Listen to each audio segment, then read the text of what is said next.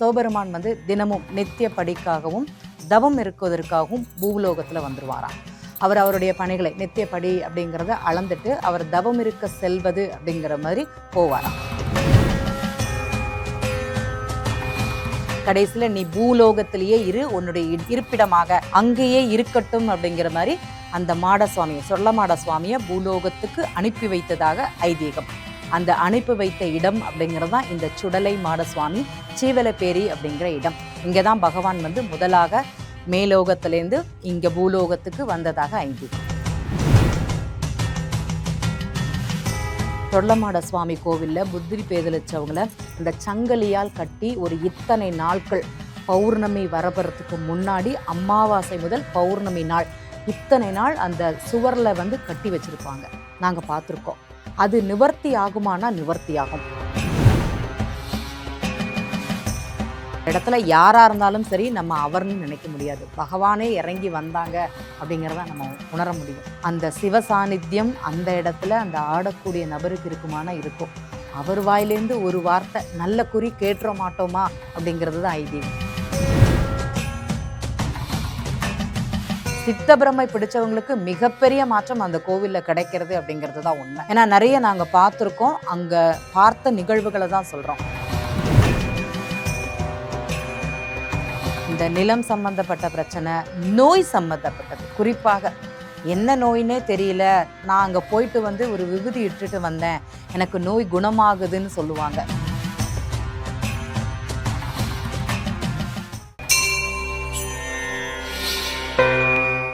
வணக்கம். இன்று நம்முடன் ஏஎல்பி ஜோதிடர் உமா வெங்கட் அவர்கள் நம்மோடு இணைந்துள்ளார்.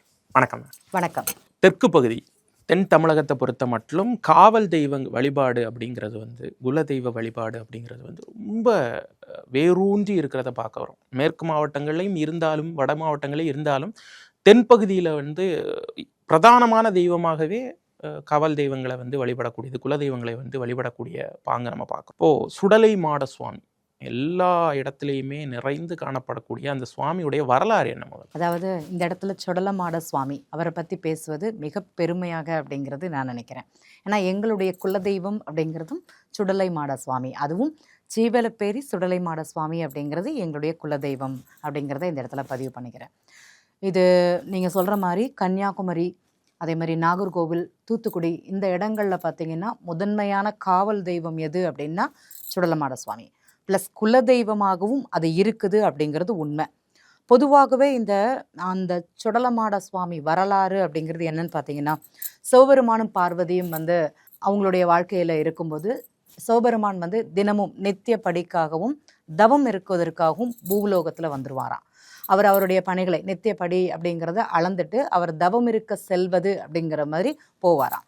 பார்வதி தேவியை சொன்னாங்களாம், நீங்கள் டெய்லி போயிடுறீங்க, எனக்கு துணைக்கு யாரும் இல்லை, உங்களை மாதிரியே ஒரு குழந்தை எனக்கு வேண்டும் அப்படிங்கிறத பார்வதி தேவி சிவபெருமானிடத்தில் கேட்டதாக. அப்போ சிவபெருமான் சொன்னானா, என்ன மாதிரியே ஒரு குழந்தை வேணுமா அப்படின்னு. ஆமாம் அப்படின்ட்டு. அப்போ சிவபெருமான் வந்து இந்த மாதிரி தன்னுடைய படிகளை அளந்து விட்டு, அவர் படி அளக்கும் பெருமாள், படி அளந்துட்டு போய் இருக்கிறது தவம் இருக்கிறதுன்னு பார்த்தீங்கன்னா இடுகாட்டுக்கு பக்கத்தில் உள்ள குகையில். அப்போ அந்த குகைக்கு பக்கத்தில் இருந்து பகவான் அம்பாள் சொன்னதுனால அவரை மாதிரியே ஒரு குழந்தை அப்படிங்கிறது சுடலை மாடன் அப்படிங்கிற தேவி அம்மனை வந்து சுவாமியை வந்து பகவான் வந்து கொடுத்துருக்கிறாரு. டெய்லி அந்த குழந்தை வளர்ந்து வரும்போது காலம்பரெல்லாம் என்ன பண்ணுமா, படுத்து தூங்கிடுமா. ராத்திரி ஆனால் என்ன பண்ணுமானா வெளியில் போயிட்டு வந்துட்டு திருப்பி காலை பார்க்கும்போது வாயில் ரத்தம், சதைப்பிண்டம், ஒரு மாதிரி துர்நாற்றம், அந்த இடுகாட்டு சாம்பல் இதெல்லாம் பூசிட்டு வருமா. பார்வதி தேவி கேட்டாங்களாம், என்னப்பா நீ இப்படி இருக்கியேன்னு சொல்லிட்டு ரொம்ப நாளாக கவனித்து வந்தாங்களாம். அப்போ சுவாமி கடைசியில் சொன்னாராம், இவர் வந்து இந்த இடத்துக்கு போயிட்டு வந்திருக்கிறாரு, அதனால தான் இந்த ரூபம் அப்படிங்கிறது. ரெண்டு பேரும் கலந்து பேசி கடைசியில் நீ பூலோகத்திலேயே இரு, உன்னுடைய இருப்பிடமாக அங்கேயே இருக்கட்டும் அப்படிங்கிற மாதிரி அந்த மாடசுவாமியை சொர்ணமாட சுவாமியை பூலோகத்துக்கு அனுப்பி வைத்ததாக ஐதீகம். அந்த அனுப்பி வைத்த இடம் அப்படிங்கிறது தான் இந்த சுடலை மாடசுவாமி சீவலப்பேரி அப்படிங்கிற இடம். இங்கே தான் பகவான் வந்து முதலாக மேலோகத்திலேருந்து இங்கே பூலோகத்துக்கு வந்ததாக ஐதீகம். உண்மையிலேயே முதன்மையாக எங்கே வேணால் சொர்ணமாட சுவாமி இருக்கட்டும், அந்த ஆணி வேர்னு சொல்லக்கூடியது எங்கன்னு பார்த்தீங்கன்னா இந்த சீவலப்பேரி அப்படிங்கிற இடத்தில் மட்டுமே. சிவபெருமானுடைய புத்திரனாக வந்தது யாருன்னு பார்த்தீங்கன்னா இந்த சொள்ளமாட சுவாமி? சிவபெருமானுக்கு என்ன ஒரு மதிப்பும், அதாவது என்ன ஒரு ஆற்றல் இருக்குதோ அதோட ஆற்றல் அப்படிங்கிறது இந்த சொள்ளமாட சுவாமிக்கு இருக்கும். அவர் இடுகாடுகளில் வசிக்கக்கூடிய ஒரு தன்மையும், அதே மாதிரி அவருக்கு அவ்வளோ ஒரு பவர் அப்படிங்கிறது அந்த இடத்துல இருக்கு. இப்போ இந்த சுடலமாட சுவாமி வழிபாடு அப்படிங்கிறது இருக்குல்ல, இப்போ சென்னையில் கூட பார்க்குறோம், மதுரவாயல்ல ஸ்ரீ சிவ சுடலைமாட சுவாமி திருக்கோவில்னு கனல்கண்ணன் சார் வந்து, மாஸ்டர் கனல்கண்ணன் வந்து கோயிலெல்லாம் கட்டி அவர் பயங்கரமாக ஒரு வழிபாட்டில் இருக்கார். அப்போ இந்த வழிபாடே வந்து கொஞ்சம் வித்தியாசமாக இருக்கே. கண்டிப்பாக இந்த வழிபாடு பார்த்திங்கன்னா, இந்த மாடனுக்கு பிடித்ததுன்னு பார்த்திங்கன்னா அசைவ வழிபாடு, அந்த வெட்டுறது, அந்த பலி கொடுத்தல்னு சொல்லுவோம். அந்த பலி கொடுத்தல் வழிபாடு அப்படிங்கிறது தான் ரொம்ப ரொம்ப முக்கியம் அங்கே. இதில் என்னன்னு பார்த்தீங்கன்னா, இந்த பில்லி சூன்யம் ஏவல் இது சம்பந்தப்பட்ட நிகழ்வுகள் யாருக்கு எங்கே வேணால் இருக்கட்டும், எந்த நாட்டில் வேணால் இருக்கட்டும், ஆனால் இந்த சுவாமி கோவிலில் மட்டும்தான் அவங்களுக்கு ஒரு நிவர்த்தி அப்படிங்கிறது இந்த சொள்ளமாட சுவாமி கோவிலில் மட்டுமே அப்படிங்கிறது இங்கே சொல்லலாம். இவங்களுக்கு இந்த செய்வனை வச்சுருப்பாங்க. முன்னாடி பார்த்தீங்கன்னா புத்தி பேதலிச்சதுன்னு சொல்லுவாங்க. நான் பார்த்துருக்கேன். சொள்ளமாட சுவாமி கோவிலில் புத்தி பேதலிச்சவங்கள அந்த சங்கிலியால் கட்டி ஒரு இத்தனை நாட்கள், பௌர்ணமி வரப்பறதுக்கு முன்னாடி அமாவாசை முதல் பௌர்ணமி நாள் இத்தனை நாள் அந்த சுவரில் வந்து கட்டி வச்சுருப்பாங்க. நாங்கள் பார்த்துருக்கோம். அது நிவர்த்தி ஆகுமானா நிவர்த்தி ஆகும். அவ்வளோ பெரிய அந்த மண்ணிற்கு அந்த மகிமை இருக்குதானா மகிமை இருக்குது. நீங்கள் அந்த கோவிலோட விபூதின்னு பார்த்தீங்கன்னா, இடுகாட்டிலிருந்து எடுத்துகிட்டு வரக்கூடிய அந்த சாம்பல் தான் அங்கே வந்து விபூதியாகவே தருவாங்க. சாதாரணமே நம்ம விபூதி வாங்கணும், பஸ்மம் வாங்கணும்னா எப்படி இருக்கும்? நல்ல வெள்ளை நிறத்தில் இருக்கும். நீங்கள் அந்த சுடலமாட சுவாமி கோவிலில் கொடுக்கக்கூடிய விபூதியை பார்த்தீங்கன்னா, சேவலப்பேரியில் வந்து இடுகாட்டிலிருந்து எடுத்துகிட்டு வரக்கூடிய அந்த சாம்பல் நிறமானது அங்கே விபூதியாக கொடுப்பாங்க. வருஷத்துக்கு ஒரு முறை எடுப்பாங்களாம். அந்த மண், அந்த விபூதிங்கிறது அவ்வளோ புனிதமானது அப்படிங்கிறது சொல்லுவோம். இன்னும் நிறைய பேர் பார்த்தீங்கன்னா, அந்த விபூதியை எடுத்துகிட்டு போய் நம்ம வீட்டு வாசலில் அந்த மாதம் ஏதாட்டி ஒரு நாளில் வீட்டு வாசலில் அந்த தூவுறது வைக்கிறது அப்படிங்கிற மாதிரி கண்டிப்பாக செய்கிறாங்க. அவ்வளோ ஒரு பவர் அப்படிங்கிறது அந்த விபூதிக்கு இருக்குது. அந்த கோவிலில் அந்த பகவான் அதை செய்கிறாரானா கண்டிப்பாக செய்கிறாருன்னு சொல்லலாம். ஒவ்வொரு தெய்வத்துக்குமே ஒரு சாரம்சம் இருக்கும், ஒரு சக்தி இருக்கும். இப்போ வராகி தேவி எடுத்துக்கிட்டிங்கன்னா சத்ரு சம்ஹாரம் அப்படிம்போம், பிரத்யங்கரா தேவி எடுத்துக்கிட்டாலும் சத்ரு சம்ஹாரம் அப்படிம்போம். இப்போ உக்ர தெய்வ வழிபாட்டில் வந்து சுடலமாட சுவாமி வர்றதுனால இவர் எதுக்கு ரொம்ப ஸ்பெஷல்? தீமைகளை அழிக்கக்கூடியவர் வந்து இந்த சொடலமாட சுவாமி. எனக்கு யாராட்டி எதாட்டி செய்வனை பண்ணி வச்சிருக்கிறாங்க, நான் நல்லா இருக்கக்கூடாதுன்னு யாராட்டி விரும்பிட்டாங்க, நம்மளை அறியாமலேயே இந்த கண் திருஷ்டி சம்பந்தப்பட்டது, அன்னைக்கு எல்லாம் ஏவல் பின்னி சூன்யம்னு சொல்லுவாங்க, அது சம்பந்தப்பட்ட நிகழ்வுகள் நிவர்த்தி செய்யக்கூடியது. அங்கே போயிட்டு வந்தால் அவங்க எடுத்து விட்டுருவாங்க அப்படிங்கிற ஒரு தன்மை அந்த சொள்ளமாட சுவாமிக்கு இருக்குது. அங்கே வந்து பலி கொடுத்தல் அப்படிங்கிறது ரொம்ப முக்கியம். இன்றைக்கி வந்து பார்த்திங்கன்னா மதிய பூஜை ஆகட்டும், சாம பூஜை ஆகட்டும், ஏன்னா இந்த சாம பூஜை ராத்திரிக்கு மேலே நடக்கக்கூடிய பூஜைகள் அங்கே ரொம்ப ரொம்ப விசேஷம். அந்த நேரத்தில் அந்த பலி கொடுத்தல் அப்படிங்கிறது ரொம்ப விசேஷம். அதை நிறைய பேர் தன்னால் அணிந்தது, நமக்கு ஏதோ ஒரு பெரிய உயிர் பலி போகுதுன்னு வச்சுக்கோங்களேன், அவங்களாலான ஏதோ ஒரு பலி அப்படிங்கிறது அந்த இடத்துல கொடுக்குறாங்க. சிலர் பலி கொடுக்க முடியாதவர்கள், நாங்கள் வந்து பிராமணர், இப்போ நாங்கள் அந்த அசைவம் அப்படிங்கிறது கொடுக்க மாட்டோம், சமையல் அப்படிங்கிறது பண்ண மாட்டோம். இவங்க என்ன பண்ணுவாங்கன்னா, அந்த நீர் காய்கறிகள்னு சொல்லுவோம் தெரியுமா, அந்த பூசணிக்காய், அதை வந்து அங்கே பலி கொடுக்கறது, அதை வந்து ரெண்டாக வெட்டி போடுறது, அதுவும் அந்த பலி மேடை அப்படிங்கிறது இருக்கும். நீங்கள் பார்த்தீங்கன்னா சொள்ளமாட சுவாமி எல்லா கோவில்லையுமே பலி மேடை அப்படிங்கிறது அங்கே இருக்கும். அந்த கோவிலில் அந்த இடத்துல பலி கொடுப்பது அப்படிங்கிறது விசேஷம். அந்த தீமைகளை அழித்து, நம்ம யார் கெட்டவங்க, நம்மளை யார் நல்லா இருக்கக்கூடாதுன்னு யார் நினைக்கிறாங்களோ அவங்க எங்கே இருந்தாலும் சரி, நம்ம அந்த இடத்துக்கு போயிட்டு வந்தால் அவங்களுடைய நினைப்புங்கிறது சுக்கு நூறாக உடைந்து விடும் அப்படிங்கிறது அர்த்தம். அதுக்காகத்தான் இந்த சொள்ளமாட சுவாமி காவல் தெய்வம்னு சொல்லலாம். நமக்கு எந்த இன்னல்கள் வந்தாலும் சரி, அவர்கிட்ட போய் வேண்டிட்டு அவர் நடையில் போய் கை கட்டி ஐயா நீ பார்த்துக்கோ அப்படின்னு சொன்னால் அவர் பார்த்துப்பார். நமக்கு என்ன ஒரு செயலுமே அந்த கோவிலில் போனால் நடக்குமானா அவர் நடத்தி வைப்பார். அவர் காவல் துணையாகவே அப்படிங்கிறது வருவார் அப்படிங்கிறது உண்மை. இப்போ சிவ அவதாரம் அப்படின்னு சொல்லுவோம், நம்ம காலபைரவர் சுவாமியெல்லாம் சொல்கிறோம். ஸோ அந்த கேட்டகரியில் இந்த சாமியை கொண்டு வரலாமா, சிவ சுடலைமாட சுவாமி? இதை பற்றி, இந்த சாமியை பற்றி தெரியாத நிறைய பேர் இருப்பாங்களே இப்போ சென்னை பகுதிகளில், வட மாவட்டங்களில், அதனால் கேட்குறேன். கண்டிப்பாக சிவனுடைய புத்திரன் தான் சுடலைமாட சுவாமி.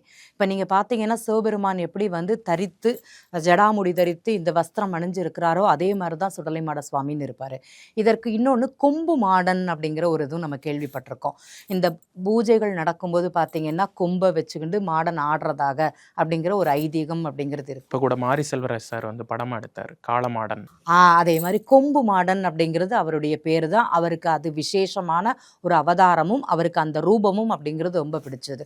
ஏன்னா இந்த ராத்திரி நேரங்களில் இடுகாட்டில் போயிட்டு அந்த ரத்தமும் சதையும் பிண்டமும் அவர் சாப்பிட்றதுனால அந்த உருவில் தரிசனம், அந்த உருவை எடுத்து தான் அவர் அங்கே போவாராம். அதனால தான் நீங்கள் சொடலமாட சுவாமி கோயில் பின்னாடி பார்த்தீங்கன்னா கொம்பு மாடன், மாடன், மாடத்தி, பகவானுடைய துணைவி மாடத்தி அப்படிங்கிற இதுவும் சைடில் வச்சுருப்பாங்க. அதே மாதிரி இந்த பார்வதி அம்மன் வந்து சுடலமாடன் வர்றதுக்கு முன்னாடி பகவான்கிட்ட கேட்டாங்களாம். அதில் வந்து அக்னி பிழம்பாக ஒரு தேவிங்கிறது உருவெடுத்தா, அதுதான் பேச்சியம்மன்னு சொல்லுவாங்க. அப்போ சுடலமாட சுவாமி கோவிலில் பேச்சியம்மன் அப்படிங்கிற ஒரு சன்னதி இருக்கும். இன்னொருத்த யார் பார்த்தீங்கன்னா பிரம்மசக்தி, தன் தாயாரவே தனக்கு கோவில் அமைக்கணும் அப்படிங்கிற ஒரு வேண்டுதலோட சுடலமாட சுவாமி கோவிலில் பேச்சியம்மன் அப்படிங்கிறது அக்காவும், பிரம்மசக்தி அப்படிங்கிறது தாயாரும், அதுக்கப்புறம் தான் சுடலமாடன் அப்படிங்கிற வழிபாடும் அங்கே இருக்கும். அதுக்கு முன்னாடி சைடில் பார்த்தீங்கன்னா மாடன் மாடத்தி அப்படிங்கிற பகவானுடைய இதுவும் கூட அங்கே வச்சுருப்பாங்களான்னா வச்சுருப்பாங்க. ரொம்ப ரொம்ப விசேஷம். நீங்கள் என்ன வேண்டுதல் இருக்குதோ, உங்களுக்கு ஒரு மனக்கசப்பு இருக்குதோ, நீங்கள் டைரெக்டாக சொடலமாட சுவாமி கோவிலுக்கு போயிட்டு வாங்க. இன்றளவிலும் பார்த்தீங்கன்னா குலதெய்வம் தெரியாத நபர்கள் யாரெல்லாம் இருக்கிறீங்களோ, நீங்கள் சீவலப்பேரி சுடலமாட சுவாமியை நீங்கள் இஷ்ட தெய்வமாக, குலதெய்வமாக கூட நீங்கள் ஏற்றுக்கலாம். உங்களுக்கு அதற்குண்டான வழி எனக்கு தெரியவே தெரியாது, நிவர்த்தி யாருனும் இல்லை, சரணாகதி அடையணும் யார் நினைக்கிறீங்களோ அவர் காலில் போய் விழுந்தா போதும். ஒரு 3 நமஸ்காரமும் ஒரு 3 பிரதர்ஷனமும் வந்தால் போதும். உங்களுக்கு காவல் தெய்வமாக கண்டிப்பாக அவர் வருவார் அப்படிங்கிறதுல எந்த மாற்றமும் கிடையாது. இன்னொரு சரித்திரம் சொல்லணும்னா, சுடலமாட சுவாமி பூமியிலேருந்து கீழே வந்தபோது அங்கே ஒரு பையன் வந்து ஆடு மேய்ச்சின்னு இருந்தாராம். இந்த ஆடு மேய்ச்சின்னு இருந்தபோது அங்கே சுவாமி வந்து கேட்டாராம், எனக்கு இதில் வந்து பால் வேணும் அப்படிங்கிற மாதிரி கேட்டாலாம். ஐயா, இது மதிய வேலை, எல்லா பாலும் கண்ணுக்குட்டிகள் குடிச்சிருச்சு, பாலே கிடையாது அப்படிங்கிற மாதிரி சொன்னாப்லையா அந்த குழந்தை பருவம் தானே பாலகன். அப்போ சொன்னாராம், இல்லை அந்த ஒரு ஆடு இருக்குது, அந்த ஆட்டுலேருந்து பாலை கறந்து கொண்டு வா அப்படிங்கிற மாதிரி சொல்லியிருக்காங்க. அது வந்து மலை ஆடு, அதுலேருந்து பால் கறக்க முடியாது ஐயா அப்படின்னு இருக்காராம். நீ போய் கறந்து கொண்டு வா அப்படிங்கிற மாதிரி அந்த பாலகனுக்கு சொன்னதாக. அந்த பாலகன் போயிட்டு அந்த மடியில் போய் பார்க்கும்போது அந்த இது வந்து பால் கறந்து தான். அடடா, பால் கறந்துருச்சே அப்படின்னு சொல்லிட்டு மறுபடியும் போய் பகவானுக்கு கொடுத்தாராம். அப்போ சொன்னாரா, நீர் யாரும் ஐயா, மலை ஆடு கூட உங்களுக்கு பால் கறந்து கொடுத்துருக்குதே, யாருன்னு கேட்டபோது தான் அங்கே சொல்ல வந்தாராம், இது வந்து நான் பூமியிலேருந்து மேலே வந்திருக்கேன், எனக்கு நீ பால் தந்ததுனால் என்னுடைய நித்திய பூஜைகளை நீரும் உன் குடும்பமும் மட்டும்தான் நீ பார்க்கணும் அப்படிங்கிற மாதிரி சொன்னாராம். எனக்கு பூஜை புனஸ்காரம் தெரியாது, நானும் ஆடு மாடு மேய்க்கக்கூடிய ஒரு ஆள், நான் எப்படி அதை செய்வேன் அப்படிங்கிற மாதிரி அந்த குழந்தை கேட்டிருக்கு. அதெல்லாம் தெரியாது, உனக்கு தெரிஞ்ச பூஜையை நீ அங்கே பண்ணுற, அதை நான் ஏற்றுக்கிறேன் அப்படிங்கிற மாதிரி அந்த சொடலமாட சுவாமியோட வாக்கு. இன்றைக்கும் பார்த்தீங்கன்னா சீவலப்பேரி சொடலமாட சுவாமியில் அந்த பாலகனுடைய பேர் சன்னாசி சித்தர்னு சொல்லுவாங்க. அவர் கோவில் அமைத்து அவர் குடும்பம்ங்கிறது இன்றளவிலையும் அந்த கோவிலை பாதுகாத்து வர்றது.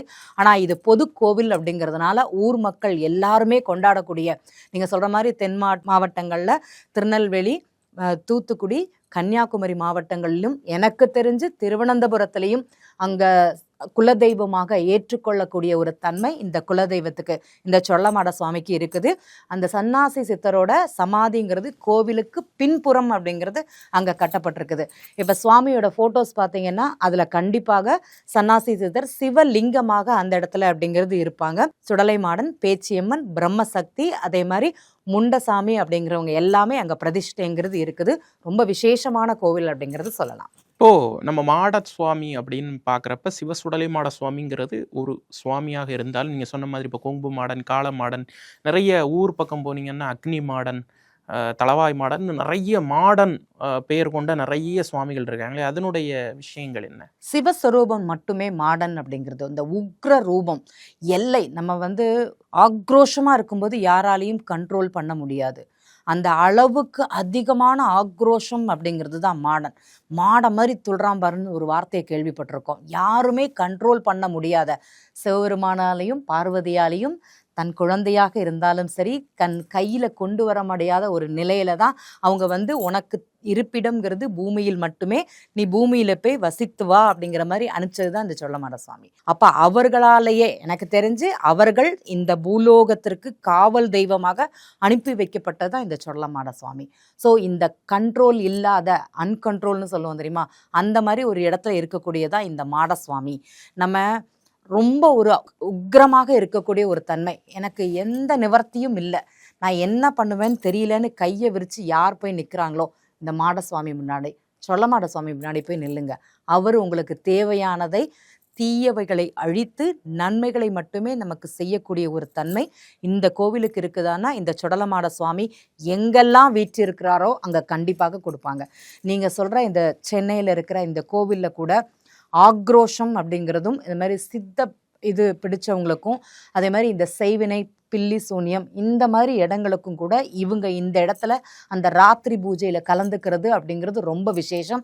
அங்கே போயிட்டு வந்தாலே அவங்களுக்கு ஒரு மாற்றம் கண்டிப்பாக இருக்கும்.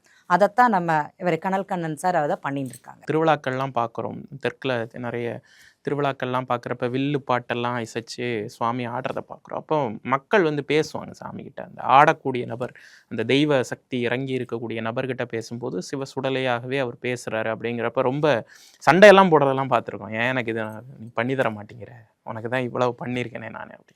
ஸோ அந்த பாண்டு, அந்த தெய்வத்துக்கும் அந்த மனிதனுக்கும் உண்டான பாண்டு ரொம்ப விசேஷம். இது வந்து எல்லாருக்குமே அந்த பாக்கியம் கிடைக்குமானா கிடைக்காது. ஒரு பகவான் அவர் எப்படி இருந்தாலும் சரி, அந்த ஆக்ரோஷத்தில் தன்னிலை மறந்து அந்த நபர் ஆடும்போது அந்த தெய்வமே இறங்கி வந்துருச்சு, தெய்வம் நம்மள்கிட்ட பேசுறதுன்னு சொல்லுவோம். அந்த இடத்துல அந்த சாநித்தியம் உண்மைன்னா கண்டிப்பாக உண்மை. அந்த இடத்துல அவருடைய முகமும் அவருடைய பேச்சும் நம்மளுடைய அந்த அந்த இடத்துல யாராக இருந்தாலும் சரி நம்ம அவர்னு நினைக்க முடியாது. பகவானே இறங்கி வந்தாங்க அப்படிங்கிறத நம்ம உணர முடியும். அந்த சிவசாநித்தியம் அந்த இடத்துல அந்த ஆடக்கூடிய நபருக்கு இருக்குமானா இருக்கும். அவர் வாயிலேருந்து ஒரு வார்த்தை நல்ல குறி கேட்டுற மாட்டோமா அப்படிங்கிறது தான் ஐதீகம். சிலர் பார்த்தீங்கன்னா எலுமிச்சம்பழத்தை போய் கொடுப்பாங்க, கொடுத்துட்டு குறி கேட்பாங்க. அதை அவருடைய சமாதானத்திற்கும் நான் இந்த மாதிரி இருக்கேன்னு ஒரு உணர்த்துவதற்கும் தான் அந்த பழம் கொடுத்து வாங்கிறது, பழத்தை இது பண்ணுறது, அந்த விபூதி இட்டு விடுவாங்க. அந்த சுவாமி ஆடுறவங்க பார்த்திங்கன்னா அந்த ராத்திரி பூஜையில் விபூதி இட்டு விடுறது, கையில் உள்ளதை வந்து கொடுக்கறது, இதெல்லாம் ரொம்ப பெருசு. அது அனுபவிச்சவங்களுக்கு தான் தெரியும்னு சொல்லுவாங்கள்ல, அந்த மாதிரி தான். முன்னாடி பார்த்திங்கன்னா பெண்கள் வந்து இந்த ராத்திரி பூஜையில் கலந்துக்க கூடாதுன்னு சொல்லுவாங்க. இன்றைக்கி நிறைய பெண்கள் அப்படிங்கிறது கலந்துக்கிறாங்க. அதை பார்க்கக்கூடிய பாக்கியமும் அந்த இடத்துல பகவானுடைய அருளும் அவங்களுக்கு கிடைக்குது. அது ஒரு தனி ஒரு சிறப்பு அப்படின்னு தான் சொல்லணும். அது பகவானே நேரில் வந்து பிரத்யக்ஷப்பட்டு நமக்கு கொடுக்கக்கூடிய ஒரு அருள்வாக்கு. அதை பார்த்தவங்க, அதை வாங்கினவங்க அவங்க வாழ்க்கையில் மாற்றங்கிறது கண்டிப்பாக இருக்குது. இப்போ சிவ சுடலை மாட சுவாமி வழிபாடு பற்றி பேசிக்கிட்டு இருக்கப்ப நிறைய மக்களுக்கு வந்து பதிலே தெரியாத கேள்விகளோட சுற்றிட்டு இருப்பாங்க. அப்போது என்ன மாதிரியான கேள்விகளுக்கெல்லாம் அவர் பதில் வச்சிருக்காரு? தீர்க்க முடியாத பிரச்சனைகள் நிறைய இருக்கும் இல்லையா? அப்போ என்ன மாதிரியான பிரச்சனைகளுக்கெல்லாம் நிறைய பேருக்கு தெரியாது, எங்கே போகிறதுனே தெரியாது. இப்போது நம்ம குடும்பத்தில் ரொம்ப ஒரு குடும்ப ஒற்றுமை குறைவுன்னு சொல்லுவோம். அந்த ஒற்றுமை குறைவு அந்த இடத்துல போனான்னா சரியாகும் அப்படிங்கிறது ஐதீகம். அதே மாதிரி பார்த்திங்கன்னா அங்காளி பங்காளி பிரச்சனைகள் அந்த இடத்துக்கு போயிட்டு வந்தால் நிவர்த்திங்கிறது இருக்கும். நிலம் சம்பந்தப்பட்ட பிரச்சனை, நான் நிலம் வாங்கிட்டேன், ஆனால் அதில் ஏதோ ஒன்று யாரோ மிஸ்டேக் பண்ணியிருக்காங்க, அது எனக்கு ப்ராப்ளமாக இருக்குது, அந்த நிலத்தை என்னால் அனுபவிக்க முடியல அப்படிங்கிறதுக்கு நீங்கள் அந்த மாடனை போய் சொல்லமாட சுவாமி கோவிலுக்கு போயிட்டு அங்கே போய் உங்களுடைய குறைகளை கூறினாலே போதும், அது நிவர்த்தி அப்படிங்கிறது இருக்கும். ஏன்னா அது மண், அவங்க கொடுக்கறக்கூடியதே பார்த்தீங்கன்னா மண்ணை தான் பிரசாதமாக கொடுக்குறாங்க. இந்தா பிடி உன் மண்ணை அப்படிங்கிற மாதிரி தூக்கி கொடுத்துருக்காங்க, நான் பார்த்துருக்கேன். ஏன் உன் மண்ணை யார் பிடுங்கிட்டு போகிறாங்க? அவங்க சொன்ன வாக்கு எனக்கு நல்லா ஞாபகம் இருக்குது, யாருக்கும் கிடையாது, உன் மண்ணு உனக்கு தான் அப்படிம்பாரு அவர். அந்த சுவாமி அந்த குறி சொல்லக்கூடிய நபரும் அங்கே இருக்கக்கூடிய அதாவது ஆராதனை பண்ணக்கூடிய நபருமே அந்த இடத்துல பகவானாக தான் நமக்கு காட்சி கொடுப்பாங்க. அது மண் சம்பந்தப்பட்டது, நிலம் சம்பந்தப்பட்டது, நிவர்த்திங்கிறது அந்த இடத்துல இருக்குது. அதே மாதிரி புத்தி சுவாதீனம் யாருக்கெல்லாம் குறைவாக இருக்குது, இல்லைனா குழந்தைகள் வந்து கொஞ்சம் இதாக பேசுகிறாங்க, தவறான வழியில் போகிறாங்க, அவங்கள வந்து நேர் வழி படுத்த முடியல. இன்றைக்கி பார்த்திங்கன்னா வளரக்கூடிய குழந்தைகள் எல்லாமே எது நல்லது, எது சரி, எது தப்பு அப்படிங்கிறதே தெரியல அவங்களுக்கு. அவங்க காலப்போக்கில்ங்கிறது பயணம் பண்ணுறாங்க. அவங்கள வந்து இந்த மாதிரி கோவில்கள், அதாவது சுடலமாட சுவாமி கோவிலுக்கு கூட்டிகிட்டு போயிட்டு ஒரு மண் அப்படிங்கிறது அங்கே நெற்றியில் இட்டுட்டு வந்தாலே அவங்களுக்கு ஒரு மாற்றங்கிறது கிடைக்கும். அந்த மனம் வந்து ஒரு தெளிவு அப்படிங்கிறது அந்த இடத்துல அவங்களுக்கு கிடைக்கும் அப்படிங்கிறது உண்மை. நிலம் சம்பந்தப்பட்டதாக இருந்தாலும் சரி, மனம் சம்பந்தப்பட்டதாக இருந்தாலும் சரி, சித்தபிரமை பிடிச்சவங்களுக்கு மிகப்பெரிய மாற்றம் அந்த கோவிலில் கிடைக்கிறது அப்படிங்கிறது தான் உண்மை. ஏன்னா நிறைய நாங்கள் பார்த்துருக்கோம், அங்கே பார்த்த நிகழ்வுகளை தான் சொல்கிறோம். அது மிகப்பெரிய சந்தோஷத்தை அவங்களுக்கு கொடுக்குது, மன திருப்தியும் கொடுக்குதுங்க. இந்த நிலம் சம்பந்தப்பட்ட பிரச்சனை, நோய் சம்பந்தப்பட்டது, குறிப்பாக என்ன நோயினே தெரியல, நான் அங்கே போயிட்டு வந்து ஒரு விபூதி இட்டுட்டு வந்தேன், எனக்கு நோய் குணமாகுதுன்னு சொல்லுவாங்க. கண்டுபிடிக்க முடியாத நோய்க்கு கூட அங்கே மருந்து இருக்குமானா அந்த கோவிலுக்கு போயிட்டு வந்தால் மருந்துங்கிறது இருக்கும். சிலருக்கு வந்து எவ்வளோ பெரிய நோயாக இருந்தாலும் சரி, அந்த மண்ணை மாற்றினா அந்த நோய்க்குண்டான தீர்வு கிடைக்கும் அப்படிங்கிறது ஒன்று இருக்குது. ஏன்னா அந்த மண்ணோட அந்த தன்மை அப்படிங்கிறது அவங்களுக்கு நோயை குணப்படுத்தக்கூடிய நிலைங்கிறது இருக்கும்.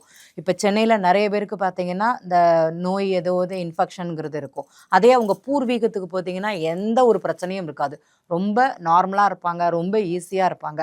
அப்போ அந்த மண்ணோட தன்மைங்கிறது அவங்களுக்கு நோயை குணப்படுத்தக்கூடிய ஒரு நிலை அப்படிங்கிறது கண்டிப்பாக ஏற்படுத்தும். அது சுடலமாட சுவாமி முன்னாடி அவரோட மண்ணில் அது நடக்குமானா நடக்கும். பெரியவங்க எல்லாருமே சொல்லுவாங்க, இப்போ கோவிலுக்கு போகும்போது செருப்பு போடாமல் போங்கன்னு சொல்லுவாங்க நிறைய பேர். இப்போ திருச்செந்தூருக்கு யார் போனாலும் சரி, பழனிக்கு யார் போனாலும், பாத யாத்திரை ஏன் போகிறாங்க, செருப்பு போடாமல் பகவானை போய் தரிசனம் பண்ணணும் அப்படிங்கிறது தான் உண்மை. இன்றைக்கி பக்கத்து தெருவில் கோவில் இருந்தாலும் கூட நம்ம எல்லோரும் செருப்பு போட்டு தான் போகிறோம். ஏன்னா ரோடு அந்த மாதிரி இருக்குதுன்னு ஒரு காரணம் சொல்லலாம். ஆனால் அப்படி கிடையாது. ஆதி காலத்தில் நம்ம செருப்பு போடாமல், வீட்டில் இருந்து செருப்பு போடாமல் மட்டும்தான் கோவிலுக்கு போய் தரிசனம் பண்ணணும். இன்றைக்கி கார்லேருந்து இறங்கி செருப்பு போயிட்டு நட வரைக்கும் டோக்கன் கொடுத்து போட்டுட்டு தான் போய் சுவாமி கும்பிட்டுட்டு வராங்க. பட் ஊருக்கு போனீங்கன்னா கார்லேயே செருப்பு போடுங்க, ஒரு 1/2 மணி நேரம் செருப்பு போடாமல் நின்று பாருங்கள், எவ்வளவு மாற்றங்கிறது உங்கள் வாழ்க்கையில் நடக்கிறது, அந்த மனம் எவ்வளோ சந்தோஷப்படுது அப்படிங்கிறதையும் பாருங்கள். இந்த கல் குத்துறது, முள் குத்துறது அதெல்லாம் இருக்கத்தான் செய்யும். நம்ம வாழ்க்கையில் எவ்வளோ பிரச்சனைகள் இருந்தாலும் அதை தாங்குவதன் மூலமாக ஒரு மாற்றம், அதுவும் ஒரு பரிகாரமான கண்டிப்பாக பரிகாரம். ஸ்ரீரங்கத்துக்கு யாரெல்லாம் போகிறீங்களோ நாங்கள் சொல்லுவோம், கார்லேயே செருப்பு போட்டு போங்க, செருப்பை வந்து கொண்டு போக வேண்டாம், இல்லைனா ரூம்லேயே போட்டு போங்கன்னு சொல்லுவோம். திருச்செந்தூருக்கு போனாலும் இன்றளவும் யார் எங்கே தங்கியிருந்தாலும் சரி, கோவில் பிரகாரம் வரைக்கும் செருப்பு போடாமல் போயிட்டு வாங்க, அதுதான் நல்லது. அந்த மண்ணில் 2 மணி நேரம், ஒரு லக்னம்ங்கிறது 2 மணி நேரம், 2 மணி நேரம் அந்த மண்ணில் நீங்கள் இருந்தாலே மாற்றத்தை கொடுக்கும் அப்படிங்கிறது தான் உண்மை. இன்றைக்கி 10 நிமிஷம் கூட எந்த கோவில்லையும் யாரும் இருப்பதில்லை அப்படிங்கிறது தான் உண்மை. நம்ம 8 மணி நேரம் பயணம் பண்ணி ஒரு கோவிலுக்கு போகிறோம், அட்லீஸ்ட் 2 மணி நேரமாட்டி ஒரு கோவிலில் இருக்கணும், இருக்கிறது கிடையாது.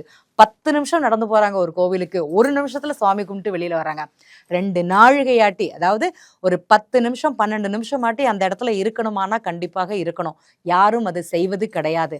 அந்த கோவிலினோட மகத்துவம், அந்த கல்லோட மகத்துவம், அந்த மண்ணோட மகத்துவம் நம்மளுடைய மனசையும் நம்மளுடைய உடம்பையும் அது மாற்றி கொடுக்குமானா கண்டிப்பாக மாற்றம்ங்கிறது இருக்குது. இப்போ நீங்கள் சொன்ன சீவலப்பேரி சுடலைமாட சுவாமி கோவில் எந்த இடத்துல கரெக்டாக இருக்கு? ஏன்னா தெரியாத மக்கள் போகணும் இல்லையா? திருநெல்வேலிக்கு பக்கத்தில், ஊருக்கு பக்கத்தில் சீவலப்பேரி அப்படிங்கிற இடத்துலையே அந்த பகவான் கோவில் இருக்குது.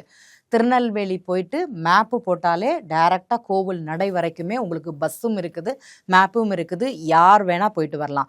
நம்ம திருச்செந்தூர் பழனி மாதிரி, திருச்செந்தூர் கோவில் நடை திறந்திருக்கும், பழனி மாதிரி நடை அடைக்கிறதுங்கிறது கிடையாது. அதிகாலை நடை திறந்தாங்கன்னா ராத்திரி 8 மணி 10 மணி வரைக்குமே நடை அங்கே திறந்து தான் இருக்கும் அப்படிங்கிறது உண்மை. அன்ற 3 கால யாம பூஜைகள் அந்த இடத்துல நடக்கிறது, காலம்பரை, மத்தியானம், ராத்திரி அப்படிங்கிறது. நீங்கள் எப்போ போனாலும் சரி பகவானை தரிசனம் அப்படிங்கிறது பண்ணலாம், எந்த நேரத்தில் வேணால் போகலாம் அப்படிங்கிறது தான் உண்மை. நிறைய அரிய பல தகவல்களை எங்களோட பகிர்ந்துக்கிட்டீங்க. சீவலப்பேரி சுடலைமாட சுவாமி ஆலயத்தை பற்றி, அந்த பகவானை பற்றி நிறைய சிறப்பான விஷயங்களெல்லாம் சொன்னீங்க. ரொம்ப நன்றி. நன்றி.